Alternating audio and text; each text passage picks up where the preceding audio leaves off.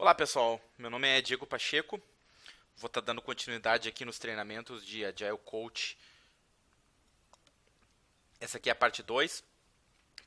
Para quem não viu a parte 1, recomendo que veja. Algumas coisas da parte 1 aqui a gente vai reforçar, outras a gente vai estar vendo outros elementos, tá? Vão ser treinamentos que já foram executados entre os anos de 2011 e 2013. E vamos lá. Bom, primeira coisa que um coach precisa entender é que ele precisa ter paciência e precisa ter fé. Inevitavelmente, às vezes, de um dia as coisas parecem ruins, a gente pode ter até alguma espécie de estresse ou atrito com as pessoas, mas no outro dia as coisas podem melhorar.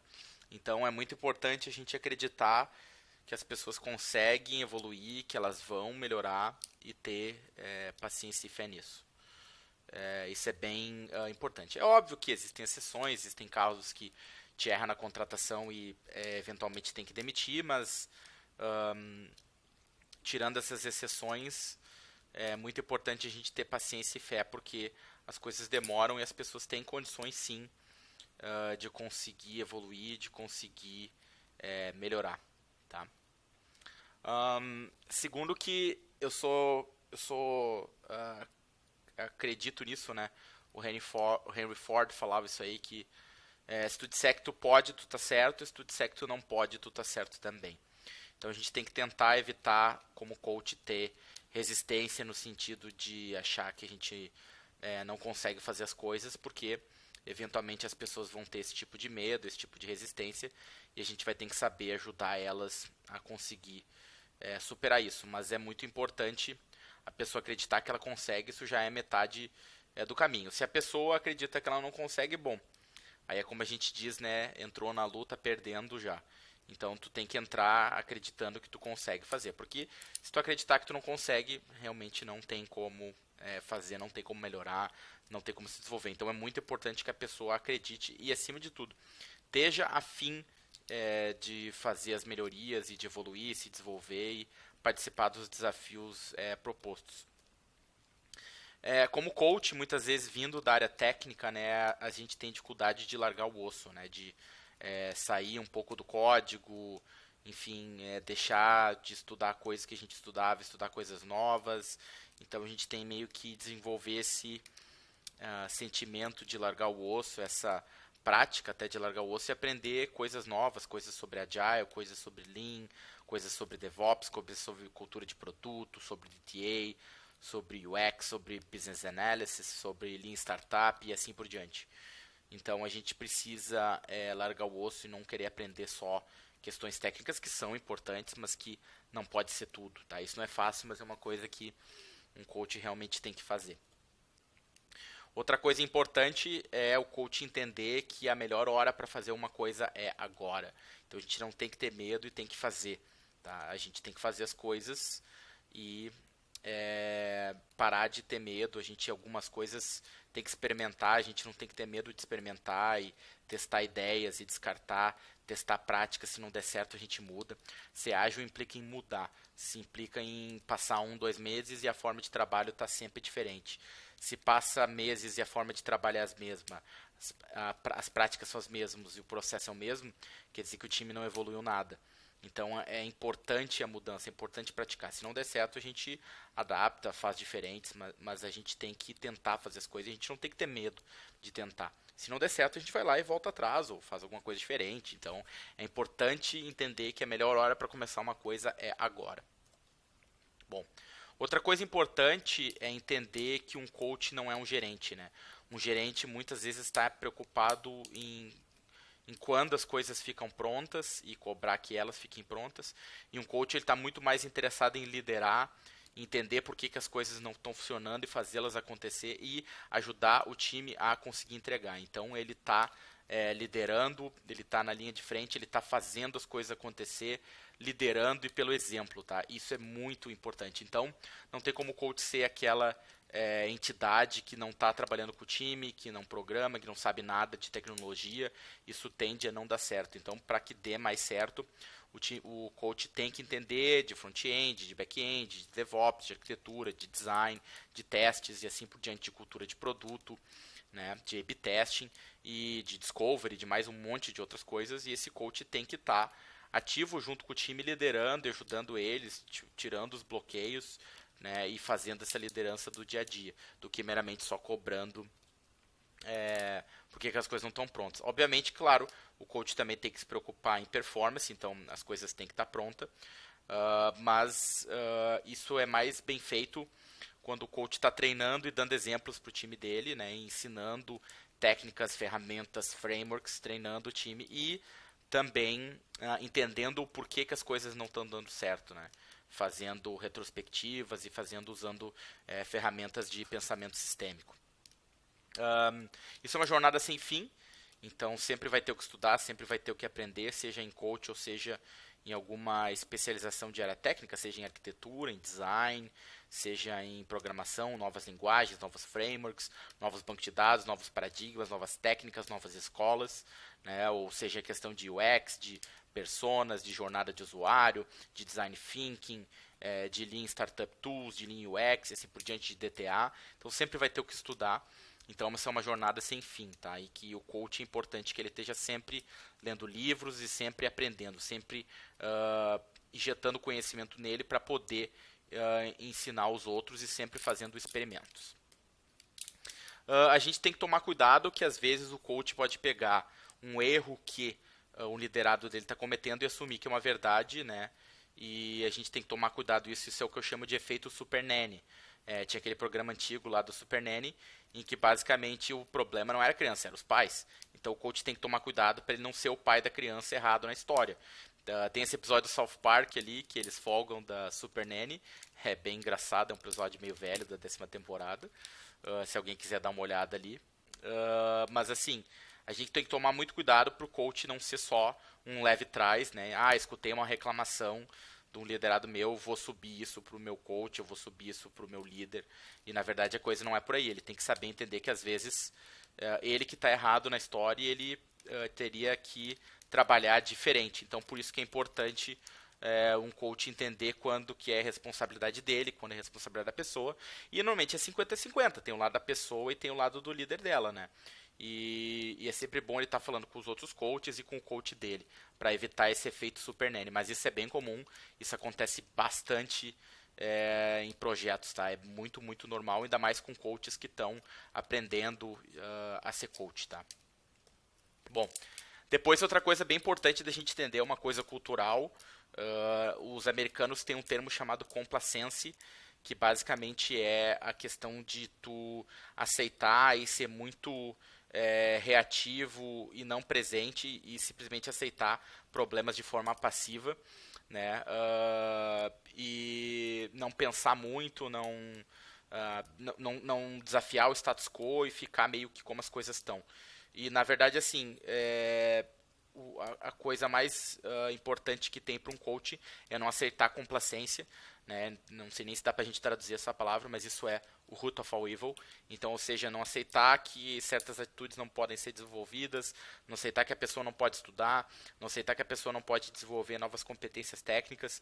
Então, é muito importante que o coach ele desafie o status quo, tanto do time dele, quanto a questão de volume de entrega, qualidade, experiência para o usuário final, inovação, mas como o ponto que a pessoa está, né, e o que ela tem que ser desenvolvida em atitudes e competências técnicas. Então, o coach tem que ser anti-complacência, né, e ele não deve aceitar isso, ele deve trabalhar sempre para melhorar as coisas e não aceitar as coisas do jeito que elas são, não aceitar desculpas, não ficar procurando culpados, né, e trabalhar sempre para melhorar de forma bem o mais agressiva possível, no sentido de que as coisas têm que acontecer, a gente não pode ficar esperando, tá? Como o termo complacência diz. Aqui tem umas definições interessantes, vocês podem dar uma olhada na internet, tem link. A gente aqui no Brasil tem um termo que é sangue no olho, né? Que é vontade de fazer acontecer, isso é bem importante, tanto para o coach quanto a pessoa que está sendo coachada, né? O coachee. Então é bem importante isso, a gente ter sangue no olho, querer aprender novas linguagens, querer aprender novas tecnologias, querer melhorar a experiência do usuário, querer trabalhar de uma forma melhor, querer ter uma cultura melhor, querer entregar mais valor para o cliente, e isso se dá com experimentos, com prática, com treinamento. Então, isso é um sistema que tem que estar sempre rodando, mas assim, se a pessoa não está com sangue de olho, ela não está com vontade de fazer acontecer, provavelmente ou ela tem algum problema pessoal, que daí o coach tem que trabalhar para resolver, ou a gente falhou na contratação, mas o coach precisa identificar e precisa ajudar as pessoas a criar esse sentimento de urgência e de sangue no olho, né, e de evitar a complacência. Muitas vezes acontece o que a gente chama, um termo dos americanos, que é bullshit, tá? Que basicamente é uma desculpa esfarrapada, uma mentira. Isso acontece bastante, e a gente tem que aprender a identificar e combater isso. Tá? Normalmente a gente combate bullshit com valores e fatos, né? Então a gente trabalha com princípios e valores de linha Agile, e alguns bullshits que a gente enfrenta são anti-agilidade, são anti-lean, então a gente tem que tomar cuidado com isso, né? E essa questão de fatos, né, contra fatos não argumentos, então isso aí a gente também tem que trabalhar de uma forma para ajudar as pessoas a entender por que certos comportamentos não devem acontecer, e que tipo de comportamento tem que acontecer, que tipo de prática tem que acontecer, é papel do coach ajudar isso daí. Então, muitas vezes o que acontece é que se tem medo, as pessoas têm medo, e medo de errar, medo de não dar certo, medo de falhar, N série de medos. Então, eu já tinha falado no outro treinamento que o coach ele tem que remover esse medo, ele tem que ajudar com isso daí.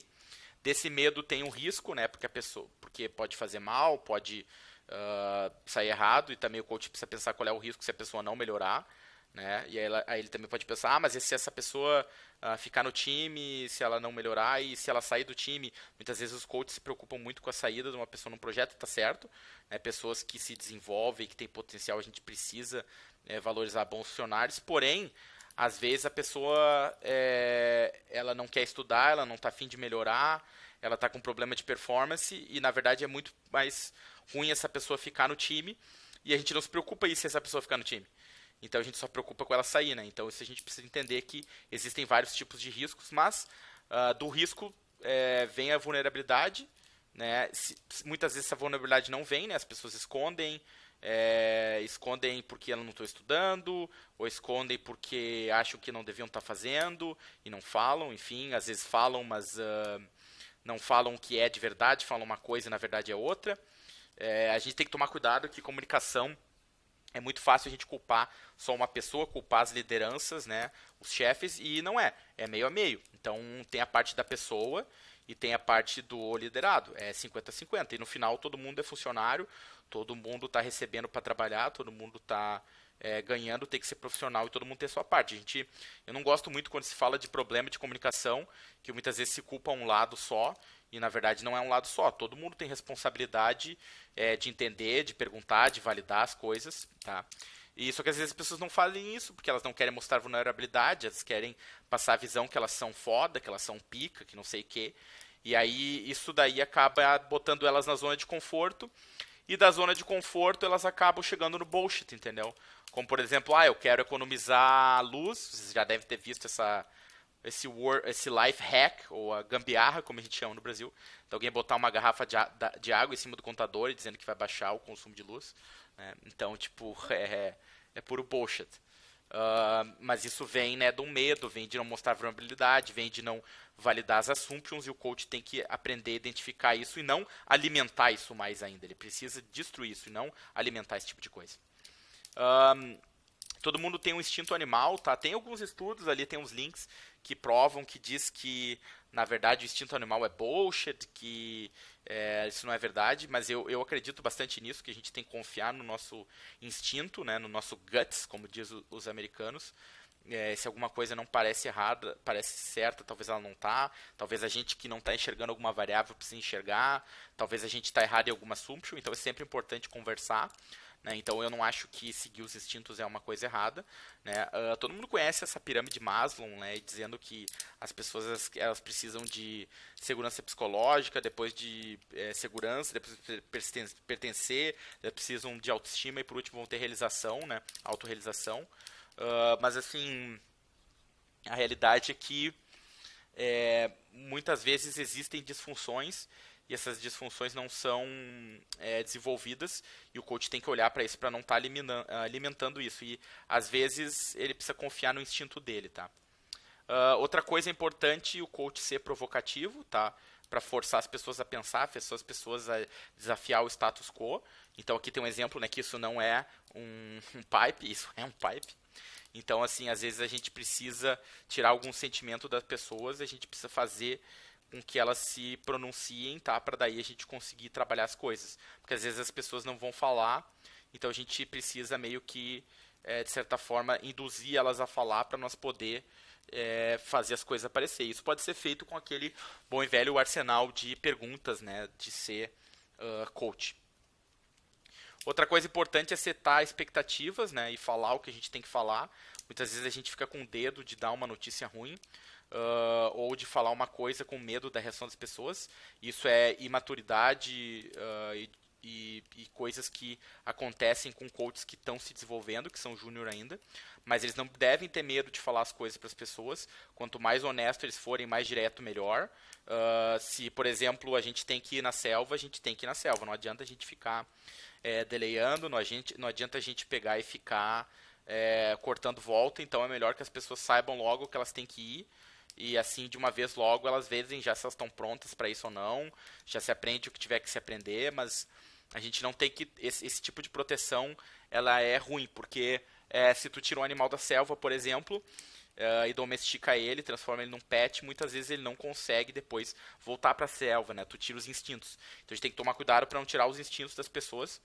Isso não quer dizer que a gente deveria expor as pessoas para situações que elas não estão preparadas para lidar, mas um pouco de exposição é sempre bom, fazer as pessoas sempre lidarem com o cliente, fazer as pessoas lidarem com situações que elas nunca lidaram. Isso tudo, de uma forma geral, é bom porque desenvolve os skills de resiliência e de melhoria das pessoas. Se não está desenvolvendo, né, aí a gente tem que entender se nós estamos com os skills certos ou se nós estamos com as pessoas certas. Talvez a gente está com pessoas que não estão a fim de se desenvolver e querem ficar na zona de conforto. Aí a gente tem que se questionar se essas são as pessoas certas para nós trabalhar nos projetos que a gente tem. Mas eu acredito muito que a pessoa com o perfil ideal, ela busca o desafio e ela busca ser desafiada, ela busca sair da zona do conforto. É óbvio que isso não é a realidade de todo mundo. Então, de novo, aquela questão da contratação, né? A gente tem que ser capaz de detectar isso mais rápido e de forma certeira. Uma outra coisa que um coach tem que fazer é facilitar reuniões. Aqui tem algumas disfunções de umas reuniões, ou por que as reuniões são ruins, ou o que acontece por uma reunião ser ruim. Muitas vezes porque elas são repetitivas, se fala a mesma coisa, tem as mesmas pessoas falando ao mesmo tempo. Isso é uma prática que eu sempre tento evitar quando eu estou facilitando reuniões, né? Evitar que todo mundo faça ao mesmo tempo. Muitas vezes a gente vai num assunto e fica naquele assunto muitas vezes e não resolve. Então, aí a gente tem que tomar cuidado nesse item aqui, tá? Porque isso não quer dizer que tu não tenha que falar do assunto, só que aqui é o ponto de não se resolver nada e só ficar chovendo no molhado, tá? Mas esse item é meio perigoso, ele pode ter uma interpretação errada. Outra coisa é que a gente vem... muitas vezes não se tem decisões, né? Então é importante a gente ter decisões, e isso é uma disfunção, eu tenho uma reunião onde que eu não tiro decisões. Outra coisa, eu tenho muita gente, é difícil eu ter reuniões com muita gente. Isso também a gente tem que tomar cuidado, porque muitas vezes a gente faz retrospectiva com um pouco mais de gente, e eu acredito que no formato correto dá para fazer, tá? A gente só tem que tomar cuidado com isso. Mas uma reunião, que não é uma retrospectiva, é fato. Quanto mais assunto eu tenho, mais gente, mais difícil é eu conseguir o consenso e mais difícil é de eu conseguir avançar rápido. Então, se eu tenho o objetivo de avançar rápido, eu preciso fazer uma reunião com menos gente. Né? Reuniões com mais gente tendem a andar um pouco mais devagar. Tá? Outra coisa, a gente ter muita pessoa em reuniões, foi falado antes, ter poucas pessoas muitas vezes é um problema. Eu acho que no geral é melhor ter menos do que ter mais, salvo retrôs, que daí tu tá num outro ambiente, tu tem mais tempo, tem uma estrutura mais forte, então não vejo tanto problema. Muitas vezes ter muitas reuniões seguidas atrapalha, né? Muitas vezes ter demos, né, que são apresentações de progresso, seja de discovery, delivery, muitas vezes não se traz nada novo, então é importante ter o feedback do cliente do PO, para que a demo tenha valor. E muitas decisões são feitas fora dessas reuniões, né? Então muitas vezes se questiona para que fazer essa reunião se a decisão vai ser feita por alguém fora dessa reunião. Então por isso é importante ter as pessoas certas para que as decisões sejam feitas nessas reuniões para que daí desse jeito elas tenham mais valor também. Tá? Então aqui tem algumas dicas do's e don'ts sobre reuniões. Outra coisa também é que o coach tem que tomar cuidado que algumas coisas ele não pode esconder, algumas informações importantes, então ele tem que cuidar para ter algumas transparências com os liderados deles. É claro que existem informações como salários e algumas questões estratégicas para as empresas que não dá para liberar, mas de forma geral o coach deveria ser o mais transparente possível na medida do que é possível. Outra coisa, a gente tem que tomar cuidado com promoções. Muitas vezes o time, quando ele é novo, quando ele é imaturo, ele vê mal a promoção de alguém, e isso é uma coisa errada. Então o time não pode ver isso mal. A gente tem que evitar ficar falando salários e ficar falando quanto que a pessoa está sendo promovida, que salário que está ganhando. Mas eu acho que, de forma geral, você dizer, fulano virou um arquiteto, fulano virou coach, esse tipo de promoção não faz mal, né? Mas a gente tem que entender que às vezes tem efeitos colaterais, às vezes uma pessoa, um par, achava que ia ganhar aquela promoção, não ganhou, isso gera um efeito negativo, isso é a coisa mais normal do mundo, acontece em toda hora, isso não é só com software, tá?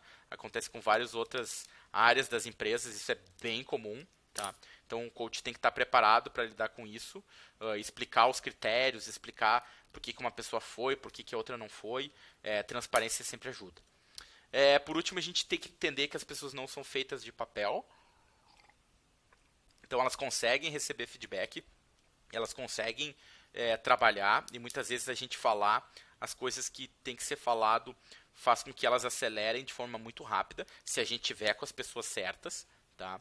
Pessoas que estão a fim de trabalhar, pessoas que querem desafiar o status quo e querem fazer melhorias.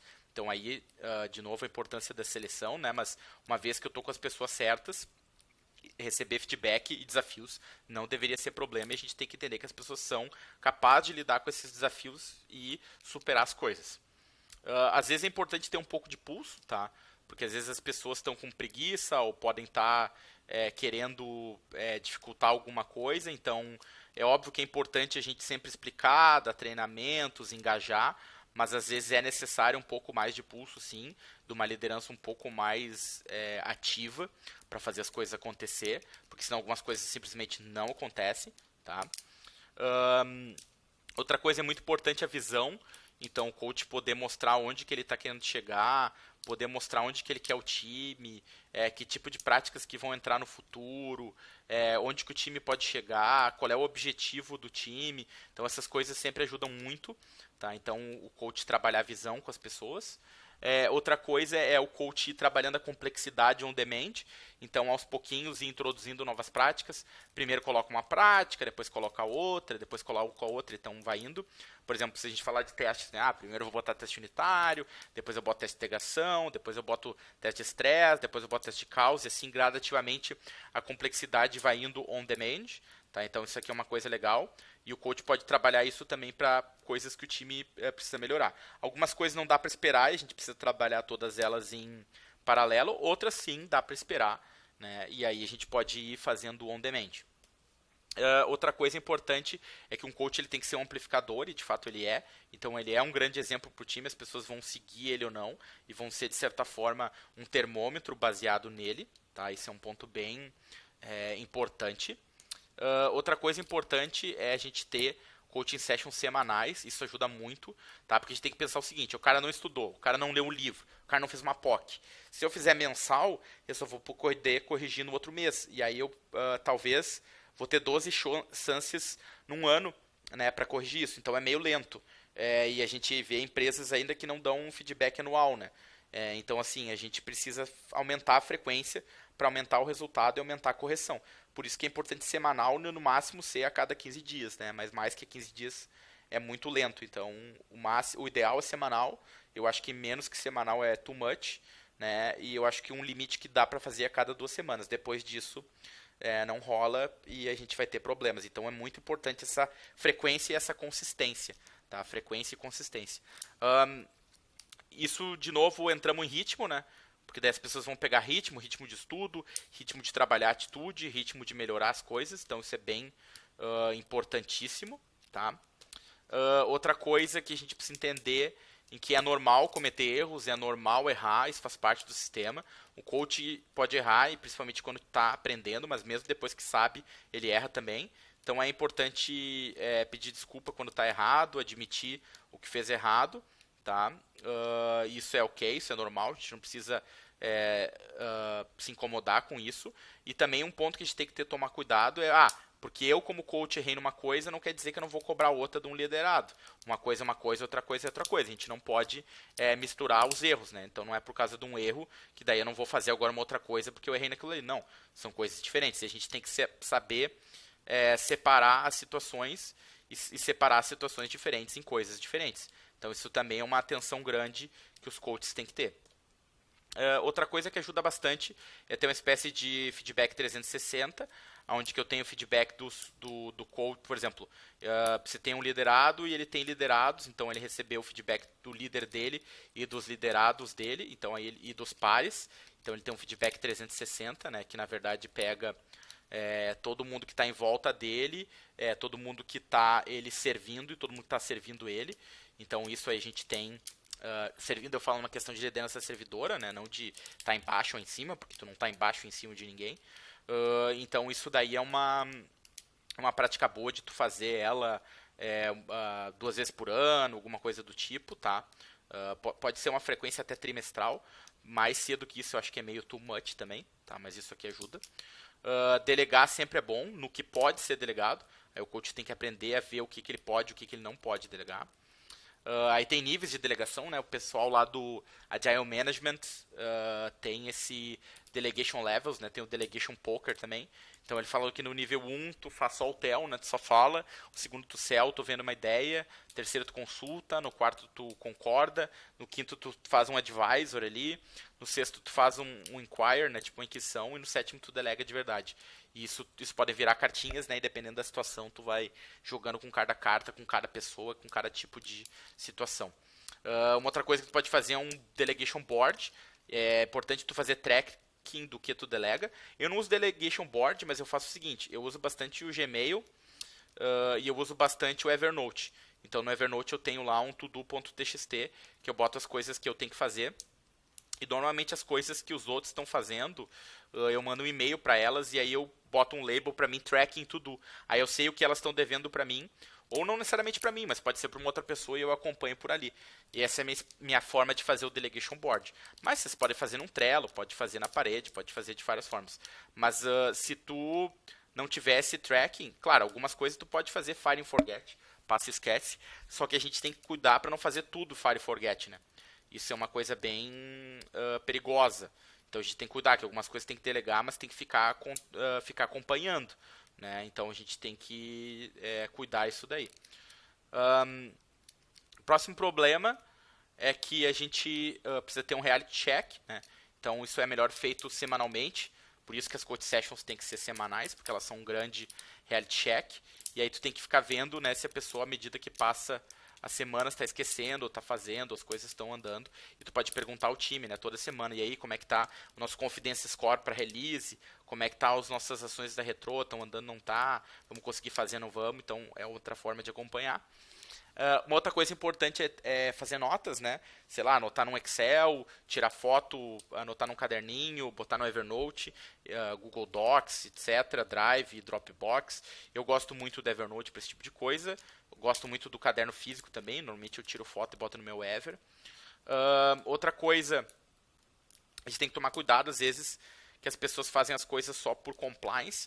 Elas estão fazendo porque nós estamos pedindo para fazer e não porque de fato elas entenderam ou não porque de fato elas estão vendo valor. Então a gente tem que tomar cuidado com isso e é normal que isso aconteça no início, tá? Principalmente quando você está trabalhando o time não é um time que está maduro ainda, não é um time gerenciável, não é um time sênior, é um time júnior. O time não quer dizer que as pessoas não tenham pessoas sêniores, mas o time em si é júnior. Então a gente tem que tomar cuidado porque elas podem estar fazendo por compliance, porque meramente a gente pediu.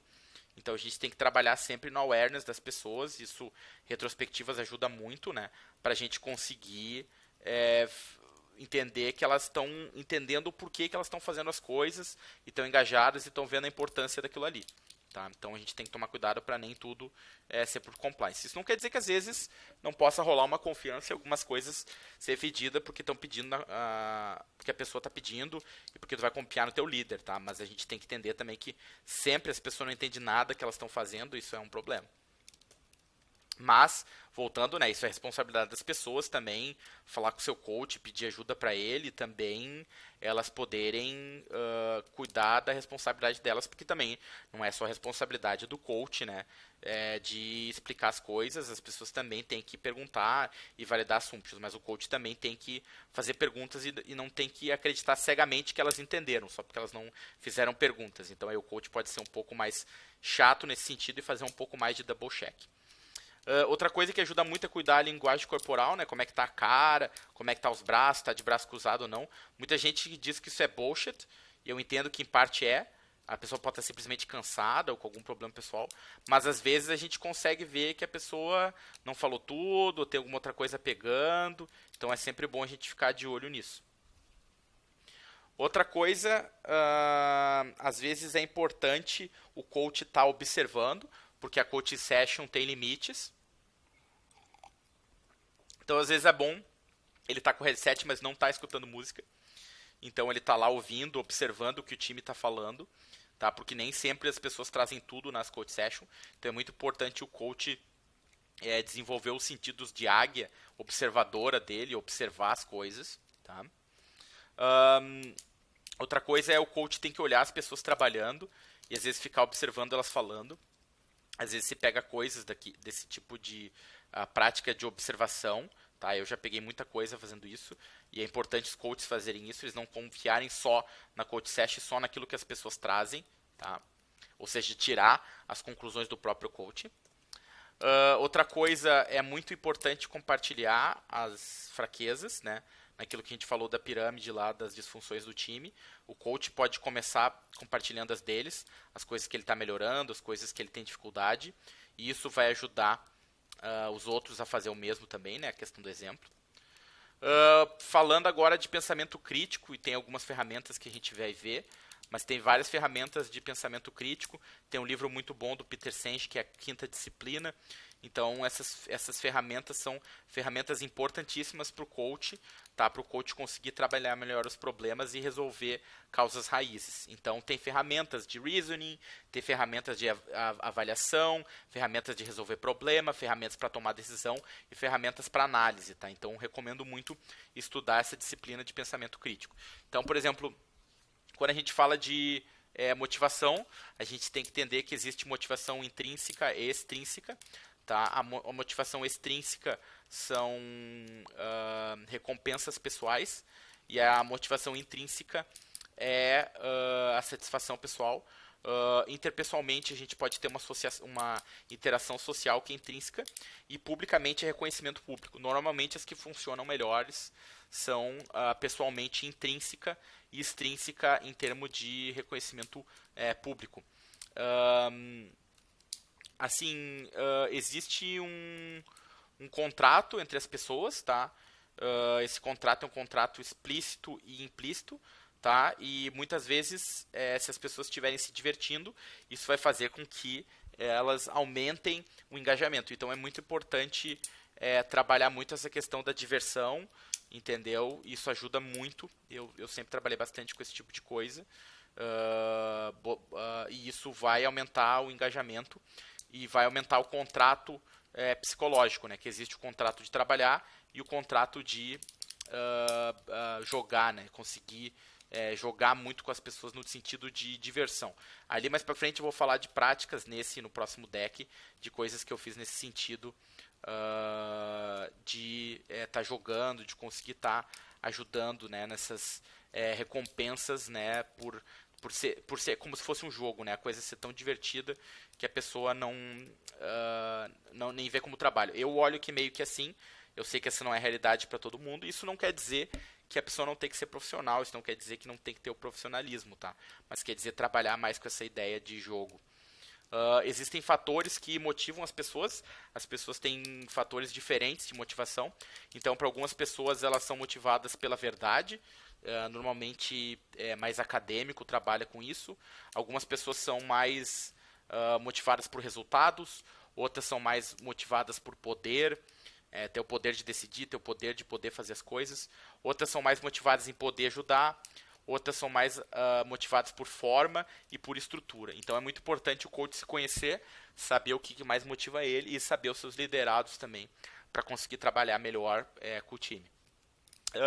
Existe um outro modelo também que se trabalha muito em Management 3.0, gestão 3.0, que é o Champ Frogs, que isso aqui se fez na Europa, se colocou uma mosca dentro de um mictório, e aí isso desperta a curiosidade das pessoas. Será que é uma mosca? Será que se mexe? Uma honra, se tipo, eu vou lá e vou conseguir derrubar a mosca? Uma acceptance, será que eu consigo? Master, será que eu consigo melhorar? Poder, eu consegui. Liberdade, eu posso fazer, eu vou fazer. Isso me dá uma certa relação, me dá uma ordem, me dá um objetivo, me dá um status. Então, pode ser uma coisa muito simples, né? Mas dependendo como eu trabalhar objetivos, se eu usar esse framework do Champ Frogs e tentar trabalhar nessas dimensões, pode ser que eu consiga ter objetivos que as pessoas vão querer, vai facilitar o engajamento e elas vão querer mais atingir esses objetivos, tá? Bom, indo adiante, tá? Falando de aprendizado, existe uma coisa chamada Single Loop Learning e Double Loop Learning. Então, é bem importante que as pessoas entendam que o Single Loop Learning, eu estou mudando apenas as minhas ações, tá? E o meu Double Loop Learning, eu estou mudando meus mindsets, as minhas crenças. Então, a gente precisa analisar resultados de forma profunda para conseguirmos fazer Double Loop Learning, porque só Single Loop Learning não é suficiente, tá? Tu não aprende de verdade enquanto tu não mudar a tua forma de pensar. Tem um outro livro legal que se chama Who Am I, tá? Que fala sobre motivação e desejo das pessoas. Por exemplo, tem pessoas que têm desejo de acceptance, tem pessoas que precisam de atividade física, curiosidade, poder, comer, romance, família, etc. Então aqui tem alguns desejos que o ser humano tem. Então poder entender um pouquinho melhor o que são eles e que pessoa que gosta mais de uma coisa ou que valoriza mais outra, tá? É importante mapear as pessoas, conseguir entender quais as atitudes que ela tem, que são boas, quais que precisam melhorar. Então, um trabalho do coach é mapear a sua pessoa. Quando eu falo perfil, não é para encaixotá-la num perfil e dizer, isso aqui é do tipo de pessoa que não entrega, e aí eu tenho um monte de pessoa que não entrega. Não, não é nesse sentido, mas é no sentido de poder ajudar ela, tá? Porque talvez ela sozinha não vai achar os seus pontos a melhorar, as suas atitudes para melhorar, etc. Então, é muito importante o coach estar fazendo esse mapeamento. Outra coisa importante é o coach estar mudando as coisas. E aí em Management 3.0 tem esse framework que é o ADKAR, né? Que é eu ter habilidade, conhecimento, desejo e awareness. Então, eu tenho habilidade de fazer mudança, eu tenho habilidade de fazer transformação, eu tenho conhecimentos, né? Eu li livros, eu fiz cursos, eu fui treinado, eu tenho desejo, eu quero, e eu tenho ciência. Então, através disso, eu tenho reforço e eu consigo trabalhar, né? E aí tem passos para fazer isso, né? Mas é um framework bem interessante que eu também recomendo os coaches dar uma olhada. E por último, a gente trabalhar no que se chama o Sweet Spot. Tem esse vídeo fantástico aqui, que basicamente é trabalhar no meio termo ou na junção entre a tecnologia, a economia e a psicologia, né? Aí se tem um exemplo de um trem, se não me engano, para ir de Londres até Paris, que custou milhões, e eles fizeram uma melhoria que custou milhões para melhorar meia hora. E aí o cara deu um exemplo, se tu desse Wi-Fi de graça, que ia custar muito menos e não ia mudar no tempo da viagem, mas ia fazer a viagem muito mais prazerosa. Ou talvez encher o trem de modelos masculinos e femininos e de todos os tipos, e aí talvez as pessoas iam querer andar nesse trem de graça. Então, olhem o vídeo, ele fala isso no vídeo em 2012, né? Então a gente trabalha muitas vezes com a tecnologia, não trabalha muito com a psicologia nem com a economia. Então são variáveis importantes a serem consideradas. Então, por último, né, a gente precisa se mexer, levantar a bunda da cadeira e fazer as coisas acontecer e não ficar aceitando o status quo e mudar as coisas. Isso é o primeiro treinamento, então eu vou parar ele aqui. E agora, pessoal, nós vamos ir para o segundo treinamento, tá? Que, como eu falei, vamos dar sequência. Então, pessoal, A gente vai estar falando de Agile Lean, como eu falei para vocês, é embasamento, é base, né? Trabalhar com manifesto ágil, né? Isso é muito importante, o coach conhecer esse manifesto e garantir que as pessoas conhecem isso, entendem esses princípios de verdade, tá? Entender que Agile é muito maior que Scrum, que Agile é sobre princípios, né? Como já diz o Thomas Jefferson, e a gente fazer as pessoas entender esses princípios e, claro, fazer as pessoas programar, né? Entender que código é importante. Então, voltando em Lean, Lean bate na ideia de que por que eu estou fazendo uma coisa, eu entender o porquê que eu estou fazendo e eu remover o desperdício dela. Aí tem os princípios de Lean, né, como qualidade embutida, dar um empowerment no time, decidir entregar o mais rápido possível, decidir o mais tarde possível, melhorar o todo e evitar desperdício. Então eu vou dar alguns exemplos. Qualidade embutida é eu fazer testes. Nos meus Kanbans, normalmente as colunas se chamam test and code. Não tem uma coluna de teste e outra de code, é embutido, porque o programador não acaba se ele não fizer testes. Então, isso está embutido. Outra coisa, empowerment the team. Deixar o time poder tomar decisões, dar responsabilidade para o time. Isso é muito importante. Outra coisa, entregar o mais rápido possível. Isso não quer dizer que tem que botar em produção o mais rápido possível. Eu particularmente acredito que colocar em produção o mais rápido possível, isso é dinheiro, isso é economia, isso é feedback para o cliente final. Porém, se o cliente final acredita que ele não tem que colocar em produção e tem que esperar um dia ou dois por algum motivo, isso tem que ser, de certa forma, respeitado. Claro que questionado o cliente, mostrado que pode ser diferente, mas a decisão é do cliente. Não quer dizer que a gente falhou com esse princípio de entregar o mais rápido possível. Tá? Isso é uma coisa que o time tem que entender. Outra coisa é que entregar decidir o mais tarde possível, porque às vezes as coisas mudam, às vezes entram novos fatos, então às vezes decisões prematuras são um problema. Ao mesmo tempo, isso aqui também existe a questão de que tomar decisões é fazer progresso, né? E às vezes a gente precisa decidir e dar sequência, então é uma arte que a gente estuda. O que tem que ser decidido agora e é melhor decidir e depois mudar, o que é melhor esperar e decidir depois, mas basicamente se trabalha nas duas linhas, tá? O pessoal da 37 Signals, que escreveu Rails e tem livros fantásticos como o Getting Real, o Rework, o It Doesn't Have to Be Crazy at Work, falam muito nisso, né, cara, que tomar decisão é progresso. Outra coisa é entender, otimizar o todo. Então, por exemplo, não adianta eu botar só desenvolvedor, né? Então é a mesma coisa que eu pegar e só botar zagueiro num time. Eu tenho que ter meio de campo, eu tenho que ter armador, eu tenho que ter atacante, eu tenho que ter goleiro. Então eu não posso otimizar algo isolado, eu preciso otimizar o sistema pensando num todo, tá? Isso é um princípio muito lean. E os desperdícios clássicos, né? Que é, por exemplo, produzir features demais, feature creep, feature que tu não vai usar, ter inventório demais, backlog demais, coisa que estão parcialmente pronta, processos demais, achar as coisas, defeitos, esperar, handoff, eu passar de uma pessoa para outra, eu poder fazer pull, eu poder fazer push, ou seja, em vez de eu ter as coisas marcadas, eu fazer elas on demand. Por exemplo, tem times que não marcam retrô, eles esperam algumas coisas acontecer para daí fazer uma retrô. Ou não marcam release, esperam, por exemplo, terminar 11, 10 stories para daí fazer uma release. Eu particularmente acho que essas coisas têm que ser streamadas, tá? E aí a retrô eu faço sempre, uma vez por mês, pelo menos. E a questão da release, eu acho que terminou um item, já poderia botar em produção. Se vai live ou não, aí é uma decisão do cliente, que tem questões de marketing, tem questões de release, tem outras questões de estratégia de produto aí, tá? Outra coisa que linha muito é sobre reduzir batch size, né? Então eu trabalhar com itens menores, histórias menores. Kanban e linha é muito sobre respeitar as pessoas. Tá?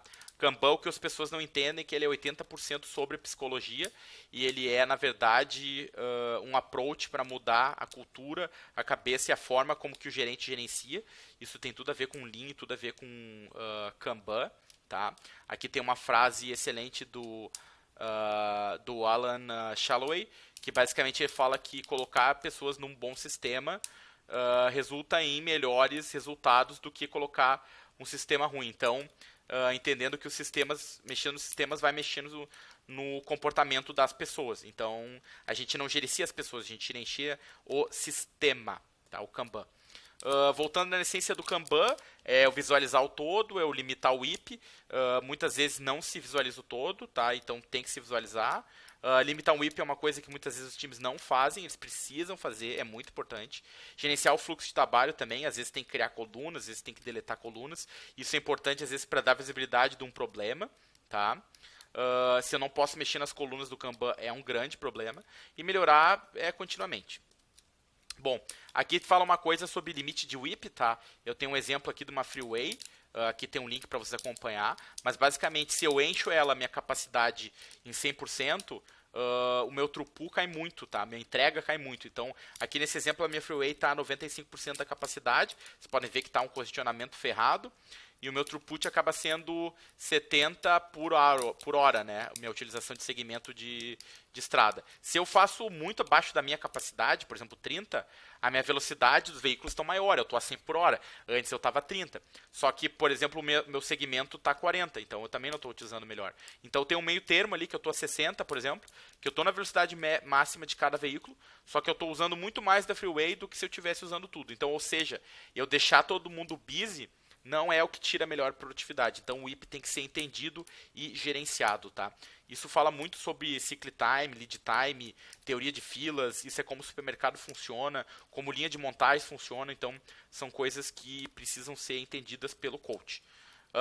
Outra coisa é entender que muitas vezes está tocando histórias em paralela faz muito mais devagar do que trabalhar de forma sequencial. Aqui tem um exercício clássico que se pede para uma pessoa escrever um nome e aí ela vai escrevendo uma letra de cada nome. Aí vocês podem ver que no primeiro modelo demora um monte para ela terminar a primeira, tá? E no outro modelo, onde ela escreve um nome de cada vez, vocês podem ver que se termina muito mais rápido. Tá, então, aqui a gente está falando de One Piece Flow, galera. O One Piece Flow dá resultados fantásticos e os coaches precisam usar isso. Muitas vezes os times não usam One Piece Flow.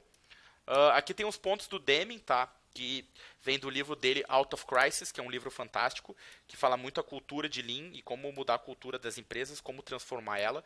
O Deming era um cara visionário que nos anos 80 já falava em transformação de verdade, não essa transformação palhaçada que a gente vê por aí. E basicamente ele fala que, primeiro, eu tenho que criar propósito constantemente. Segundo, eu tenho que ter uma outra filosofia de qualidade. Eu preciso entender que qualidade é entender o que eu estou fazendo, não fazer as pessoas seguir um processo tosco. Segundo, eu preciso acabar com a dependência de uma inspeção final. As pessoas mesmo têm que fazer inspeção no que elas fazem, ou seja, qualidade embutida, tudo a ver com Lean, tudo a ver com Kanban. Eu preciso considerar o custo total, não só o custo de uma parte específica, né? Então, de novo, eu preciso ver o todo, outro princípio Lean. Eu preciso achar os problemas e melhorar eles. Então eu preciso estar sempre levantando problemas. Eu preciso ter trabalho, eu preciso ter treinamento no trabalho constantemente. Aí vocês vão reconhecer os meus projetos, que eu estou sempre rodando treinamento, seja em forma de Lightning Talk, seja em forma de treinamento formal, seja em forma de dojo, de hackathon, etc. A gente precisa trabalhar liderança na organização inteira. Aí vocês veem muito a gente trabalhar a transformação, poder treinar os clientes e poder passar esses valores, essa cultura para eles. Olha só o que o Demi diz, que a gente tem que tirar o medo das pessoas. Tem tudo a ver com o que eu falei de coaching já para vocês nas metáforas do Karate Kid. A gente precisa quebrar barreiras de comunicação entre unidades, ou seja, eu vou mais longe, a gente precisa acabar com silos. Tá? E DevOps é sobre quebra de silos, Agile é sobre quebra de silos. Todos os movimentos que a gente teve foram sobre quebra de silo. Tá? Se a gente olha Agile, foi a quebra de silo do Dev. Se a gente olha DevOps, foi a quebra de silo do DevOps. Se a gente olha DTA, é a quebra de silo entre Dev e UX. Então, tudo é quebra de silos. Tá? A gente precisa eliminar slogans e panfletos e tipo de propagandinha motivacional. Isso é mais comum nos Estados Unidos, tá? No Brasil não é tanto, mas acontece também. Eliminar objetivos numéricos, isso é meio complicado, tá? Mas de certa forma ele tem razão. Aí o que tu pode fazer é um objetivo numérico do time, tá? E trabalhar com uma unidade onde que tu trabalhe com menos variação. Mas assim, a gente tem que tomar cuidado com isso, porque em partes está certo, mas em partes é perigoso, tá? Por quê? Porque nós estamos falando de software. Então, quando eu olho, eu digo assim, eu quero que o meu time entregue 20 mil histórias, baseado no quê? Eu contei alguma coisa, eu sei a produtividade semanal que o meu time tem, aí é problema. Agora, se eu disser assim, cara, tá tudo bem redondinho, eu fiz o discovery bem certinho, eu posso contar que o meu time entrega uma história por dia? Então, isso daí não é um objetivo numérico, isso é capacidade, isso é cadência. Então, o Kanban é totalmente a favor sobre cadência, isso tem que ser feito. O Demi fala que eu preciso encorajar o orgulho, né, das pessoas ter orgulho do que elas fazem. Elas precisam ser encorajadas a buscar educação, ou seja, estudar e a melhorar. E por último, a gente tem que tomar ações para transformar o sistema. Então, os pontos do Demi já matadores, né, recomendo muito o livro dele, Out of the Crisis. Bom, a gente tem que trabalhar pensamento sistêmico, né? Então a gente precisa trabalhar sistemas, variações, conhecimento e psicologia. Isso é um modelo de conhecimento profundo do Demi. Muitas vezes não se trabalha psicologia, nem sistema e nem variação, só conhecimento. Então as pessoas só pegam caras que são bons tecnicamente, mas não trabalham sistemas e, acima de tudo, não trabalham variação e não combate a variação. E isso faz com que elas não consigam ter cadência, né? E aí entra aquelas estimativas maluca, aquelas estimativas que não são reliable e todo mundo faz o rely nelas e nunca dá certo. Então, por isso é importante disso. Isso, Deming já de novo. Isso é coisa do Deming, tá, galera? Bom, vamos falar um pouco agora de algumas coisas, tá? Bom, como eu falei, é bem importante a gente falar dos medos que a gente tem, da gente mostrar fraqueza. Isso fortalece a relação de confiança com o time, tá? A gente entender a diferença de gestão e liderança, né? Entender que o que a gente faz é muito mais liderança do que gestão. Os vídeos depois eu boto nos links, tá?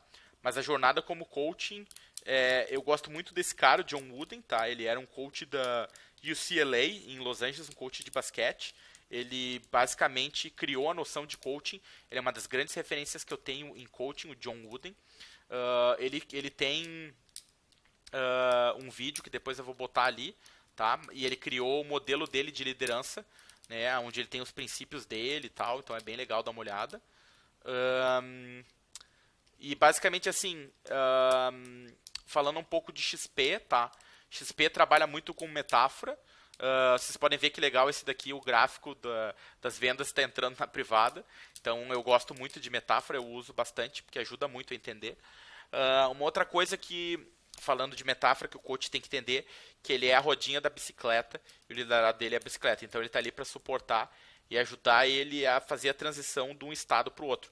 Uma vez que ele aprende a ter balance, né, a ter equilíbrio, a rodinha de bicicleta pode ser eliminada. Então o coach tem que aprender a entrar e sair. Ele tem que entender que ele vai fazer uma coisa, vai conseguir aquele resultado e vai sair fora. Tá? O coach tem que se enxergar como um jardineiro, né, precisa entender que ele está ali para crescer o time. Isso é uma coisa orgânica, não é uma coisa estática.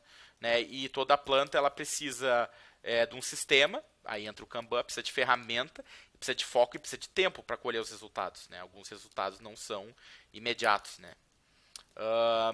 Pessoas não são recursos, então é importante a gente entender que pessoas são pessoas, pessoas não são recursos.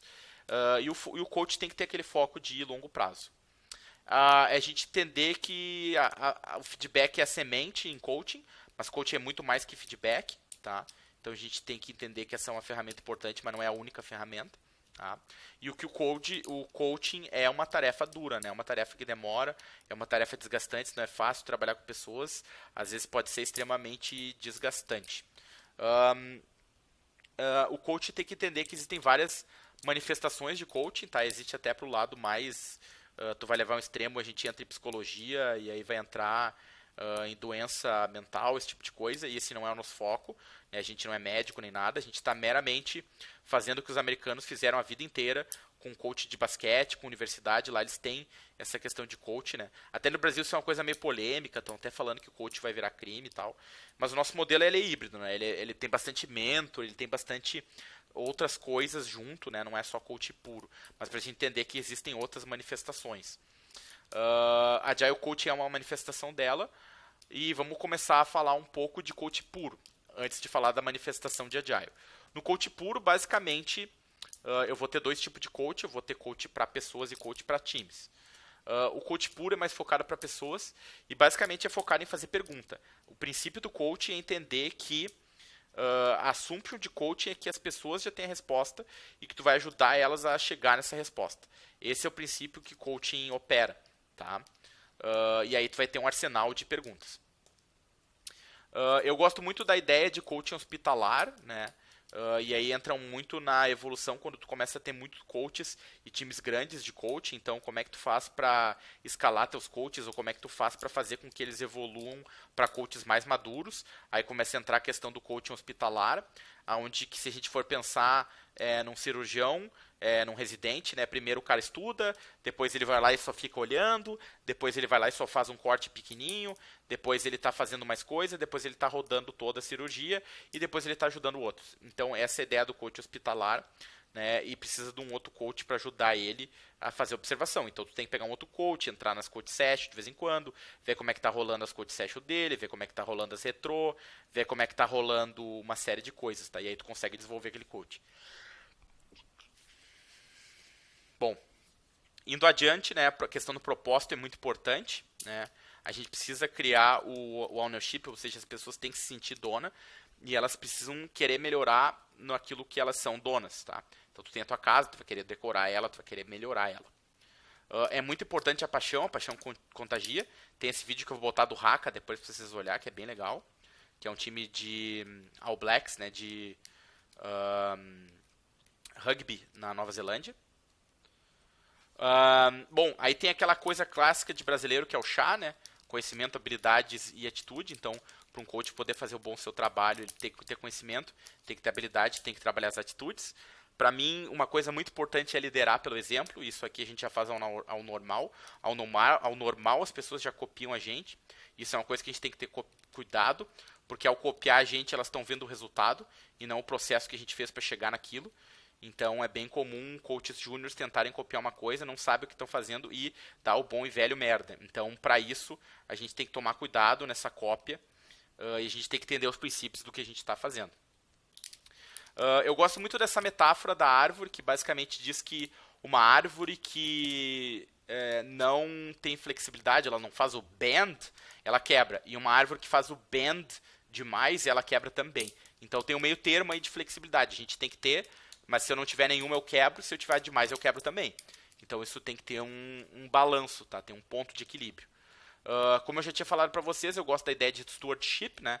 Em que o coach ele está usando o poder para ele perder o poder dele. Então é tu pensar como um tutor, que tu vai, sei lá, criar a criança até um ponto que ela é responsável pela vida dela e tu tá criando ela para o mundo, né? Então eu gosto de pensar muito nessa linha, que a gente não quer criar dependência, sim, a gente quer criar pessoas independentes.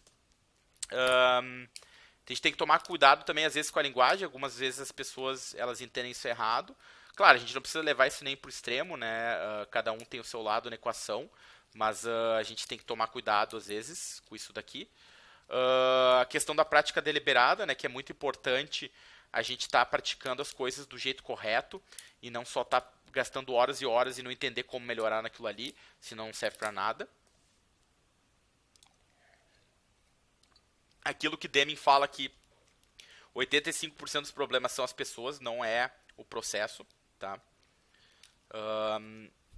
E para fazer isso tudo, o pessoal tem que ter disciplina.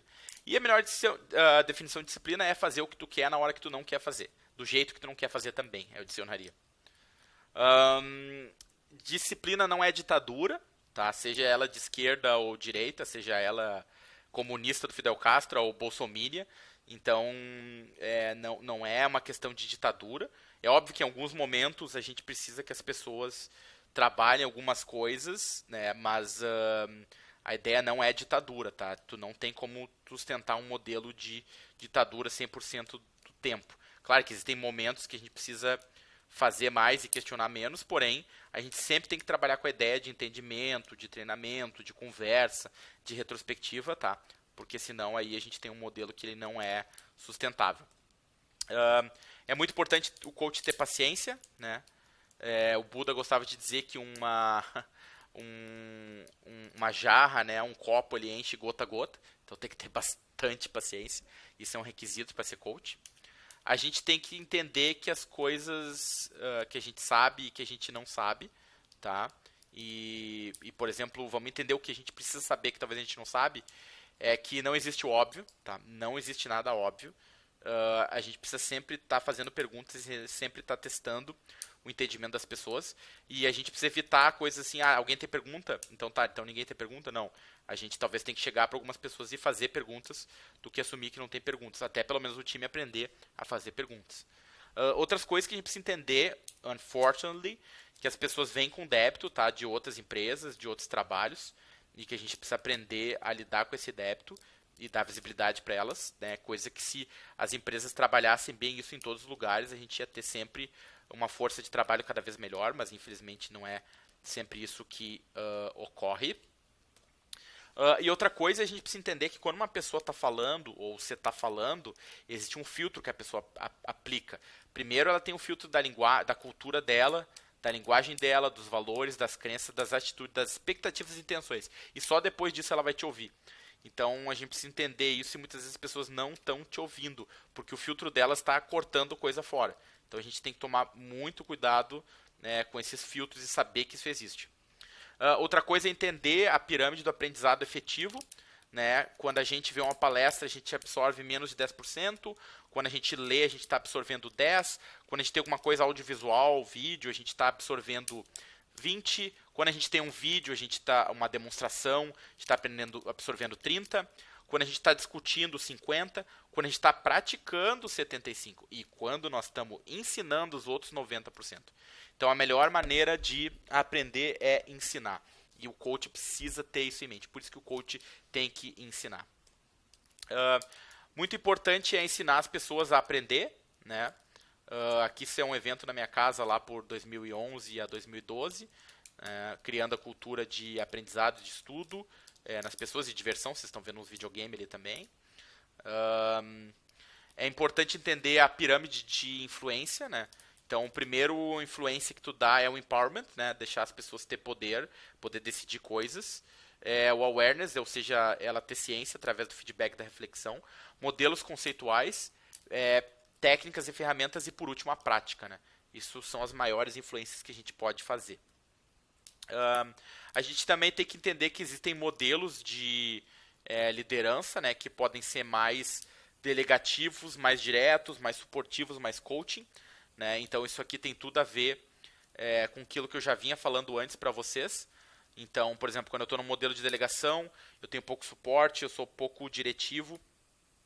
Quando eu estou no modelo de suporte, eu sou bem suportivo, mas sou pouco direto, ou seja, eu conduzo pouco. Quando eu estou no coach, eu sou bem direto e bem suportivo. E quando eu estou em directing, eu sou bem diretivo e pouco suportivo. Né? Então, a gente tem que dirigir as pessoas e dar suporte para elas.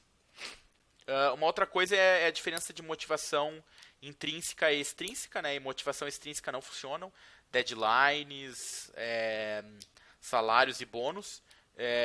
Então, assim, para a gente poder motivar as pessoas, a gente tem que aumentar a autonomia delas, aumentar o mastery e aumentar o propósito delas. Então, autonomia dá mais autonomia para elas, mastery é deixar elas ser melhores naquilo que elas fazem, e propósito está sempre criando propósito. É assim que a gente ajuda elas a motivar. Tá? A gente tem que entender, às vezes, que as pessoas são conscientes do que elas querem, tá? E o outro ponto importante é mostrar progresso para elas.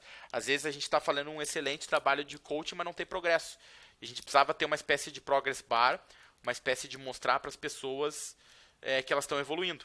Por isso que é importante, às vezes, tá criando alguma ferramenta de acompanhamento, tá criando alguma apresentação, tá deixando visual e concreto de alguma forma, para as pessoas poderem ver o progresso delas. Tá? É importante a gente reconhecer as pessoas, sempre ter gratidão e sempre dar feedback quando elas mandaram bem. Eu sempre faço isso quando eu vejo que alguém mandou bem. Então é bem importante os coaches reconhecer quando que a pessoa está mandando bem. Outra coisa importante é que as pessoas... A gente precisa entender que as pessoas são únicas, tá? Porém, a gente tem que tomar cuidado com o ego. Né? A gente tratar as pessoas de forma única não quer dizer que nós vamos alimentar o ego delas. Então, nós temos que cuidar com isso daí. Mas em gestão existe uma ideia de que tu não pode tratar as pessoas diferentes e tem que tratar todo mundo igual. Isso em partes é verdade, em partes é mentira, porque as pessoas têm realidades diferentes e necessidades diferentes. Então algumas coisas têm que ser igual e outras não. Isso é uma coisa que a gente precisa desmistificar. Outra coisa é que as pessoas elas querem sentir orgulho. Isso é um princípio muito do Demi, tá? E que a gente precisa ajudar elas a sentir orgulho do que elas fazem. A pirâmide de Maslow eu já falei antes, não vou falar muito agora ali. A gente precisa entender que às vezes as pessoas estão se limitando, elas estão criando barreiras, tá? E a gente precisa entender e fazer elas enxergar essas barreiras, às vezes chamado de crença limitante, fazer elas enxergar essas barreiras e remover. Muitas vezes elas estão dizendo que não dá, elas estão criando barreiras. E precisa fazer as pessoas enxergar isso e parar de botar essas barreiras e essas crenças limitantes. Elas estão se encaixotando. Como coach é importante focar e entender o modelo da Virginia Satir, né, psicóloga dos anos 50, que significa que sempre que tu faz uma mudança de status quo, a tua performance piora e tu tem caos, isso é normal, mas o caos ele precisa ser superado até um modelo de integração e prática. Se tu não conseguir sair do caos, nós temos outro tipo de problema. Mas normalmente esse caos não é para durar muito, tá? À medida que tu tá trabalhando, tu tá treinando, tu tá explicando, a pessoa tá estudando, isso daí não demora tanto não, é uma coisa mais rápida. Até no gráfico a gente pode ver que não é a parte maior, tá? Bom, outra coisa importante é trabalhar com modelo de comando e intenção, ao invés de comando e controle chamado de C2. Todo mundo diz que os militares são comando e controle, mas na verdade os militares têm C2 também. Ele tem comando e intenção, onde você dá uma missão para um time e o time tem total autonomia para cumprir aquela missão. Isso é bem comum de acontecer em exército, né, com unidades especiais, então isso é uma coisa que a gente pode trabalhar com o time também. Dar missões para o time e não dizer para ele como fazer, dizer o que a gente espera. E isso ajuda a engajar o time. Outra coisa é a gente poder criar as condições para o time poder ter o empowerment, tá? Empowerment é aquela área, né, que a gente já viu ópera, e como é que tu faz empowerment? Tu dá autoridade para as pessoas, tu dá recursos, ferramenta, informação e responsabilidade para elas. É assim que tu faz o empowerment das pessoas, né? Aqui entender a comunicação, que a comunicação mais efetiva é duas pessoas cara a cara num quadro branco, e a gente usa muito pouco o quadro branco, a gente precisa usar sempre mais, tá? E isso ajuda muito na comunicação. Entender que duas pessoas por e-mail é muito frio e a comunicação mais fraca, né? E à medida que eu vou trabalhando com vídeo ou telefone ou duas pessoas no quadro branco, eu aumento muito a minha riqueza de comunicação. Isso é outra coisa que um coach tem que saber. As disfunções de um time, já falei disso no outro, né? Não vou falar muito nesse, mas só vou dizer que a base de tudo é confiança. Para mim ter a confiança, eu preciso trabalhar a vulnerabilidade. Se eu não tenho confiança, eu tenho medo de conflito. Se eu tenho medo de conflito, eu não tenho comprometimento. Se eu não tenho comprometimento, eu tenho evito a responsabilidade, tenho performance ruins e padrões ruins, e eu acabo tendo ego e resultado ruim. Então eu preciso trabalhar essas disfunções no meu time. Outra coisa que um coach tem que ajudar o time a se organizar é o que é importante e o que é urgente. O que é importante e urgente tem que ser feito agora. O que não é nem importante nem urgente não tem que ser feito. O que é urgente, mas não tão importante, pode ser delegado, talvez. E o que é importante, mas o que é urgente, mas não é tão importante, talvez dá para se decidir quando que se vai fazer. Existe um outro conceito que o coach tem que entender, que é peso psicológico.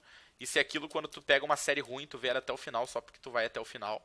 Então a gente tem que tomar cuidado com isso, tá? E tentar evitar.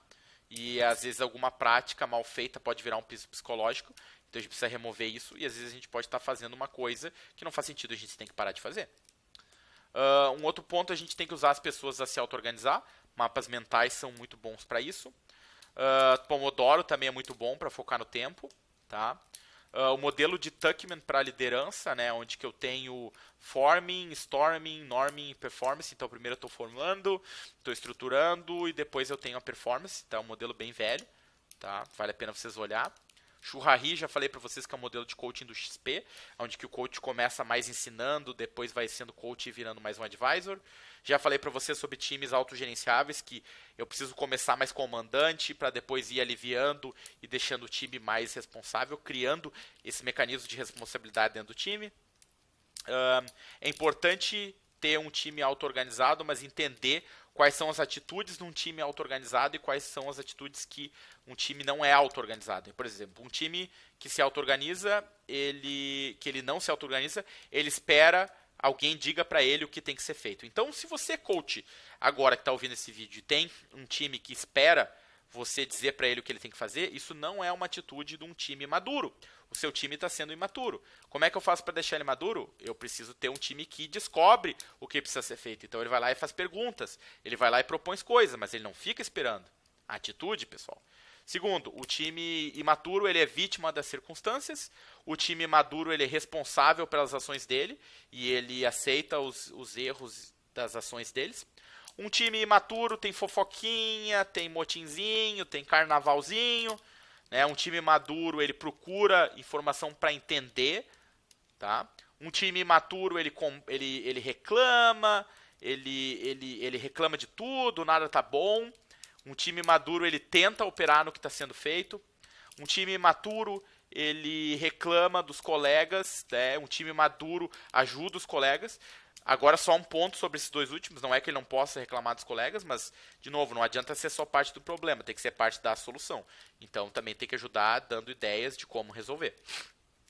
Por último, um time imaturo, ele é reativo, e um time maduro, ele é proativo. Outra coisa importante, né, é a gente entender que existem ferramentas, e é muito importante fazer algumas coisas manuais para aumentar a nossa ownership, tá? Eu entendo que muitas vezes em trabalho remoto isso não é o ideal, mas muitas vezes para começar o ownership isso é a melhor coisa que pode ser feito. Então, assim, um Agile Coach ele precisa entender que a gestão ágil é baseada em gerenciar o time e não gerenciar as pessoas. Então, tu gerencia o time através de constraints. Então, em vez de eu dizer, não cai da cama elástica, eu vou lá e boto uma proteção para que as pessoas não caiam. Então, eu trabalho através de constraints. Como? Com Kanban, com políticas de trabalho, com coaching, e assim eu vou trabalhando as constraints e vou trabalhando no sistema e não nas pessoas. No Kanban é necessário adicionar e remover colunas, conforme os experimentos que os coaches estão fazendo e conforme alguma situação que não está visível, que precisa ser visível. Os coaches têm algumas ferramentas que eles precisam usar, como, por exemplo, ferramentas sistêmicas, pensamento sistêmico. Falei do livro do Peter Senge. A gente precisa entender como ver a floresta e não só as árvores, tá? E aí fazer root cause analysis, RCAs. É importante entender que um sistema cresce independente e ele é maior do que a soma das partes dele. E um sistema tem estrutura, tem elementos, tem processo, tem entrada e saída, tem intercomunicação, tem propriedades emergentes que são além da soma dos indivíduos. Então a gente precisa entender um sistema de desenvolvimento de software para poder melhorar ele. A gente tem que tomar cuidado com o efeito borboleta. Então as coisas têm relação causal, às vezes não tem. Tá? Então isso é outra coisa que o coach tem que estar aprendendo a linkar as coisas. Fazer root cause analysis é extremamente importante, não só em bugs, mas em todo tipo de coisa que não está indo bem. Eu preciso usar pensamento sistêmico em ação. Então, basicamente, como é que eu faço para modelar um sistema? Eu tenho um escopo, eu desenho o meu sistema, eu digo o que faz, o que não faz, eu crio um modelo. Com esse modelo eu consigo tirar assumptions, eu consigo monitorar, eu consigo revisar e aprender, e assim eu vou rodando. Então é isso como é que eu faço de uma maneira bem simples pensamento sistêmico. A gente precisa entender como ver a big picture em pensamento sistêmico, tá? Então é muito importante a gente cuidar a comunicação, tá? A comunicação é bem importante, entender que comunicação não é 100% responsabilidade de quem está falando e de quem está ouvindo também.